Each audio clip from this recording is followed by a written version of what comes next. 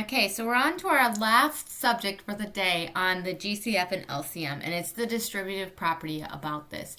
The distributive property is something that you're going to have throughout your mathematics career. You're going to have it in Algebra 1. It's not going to go away in Geometry or Algebra 2. So this is something that you actually need to get down and understand fully. So the distributive property, it's a property defined for multiplying a number of a sum.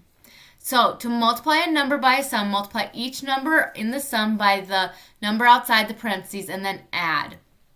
So if you have like 3 times parentheses 2 plus 1, you're going to do 3 times 2, 3 is the outside times 2 is the inside, plus 3 times 1 equaling 6 plus 1 equaling 7. Or if you have 4 times the quantity of 5 plus 7, you're going to do 4 times 5 first plus 4 times 7 next, and that's going to be 20 plus 28, which is 48. And I'm actually going to show you it now. So if I go here, you can see I have my problems right here. Down here, it's a little bit different of a setting. So I'm going to show you exactly what I'm going to do. So my 2 is on the outside here. So the first thing I'm going to do, here's my 2 on the outside.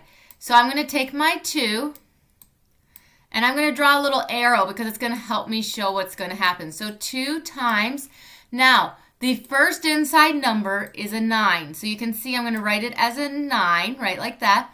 Then you keep the sign, it's plus.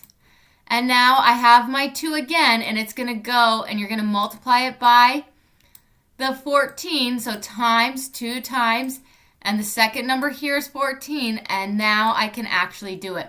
So I look, 2 times 9 is 18, plus 2 times 14 is 28, and then I just add it. 18 plus 28 is 46, and then that's your answer. And that's all you have to do for this. I mean, it seems like it can be pretty hard, and I know a lot of times it can be a struggle to figure out how to do this, but really, once you get it down, it's going to be a lot easier. So now I'm going to show you it the other way. So let me get an example up. So this time, we're going to use the GCF to figure this out. So I look at this, and I have 8 times 15. Well, I'm going to split the 15 into 2. So I'm going to actually go 8 times, well, 15 can be 10 plus 5, okay? So all I did is all I did was 15 equals 10 plus 5, and I put that in parentheses, okay?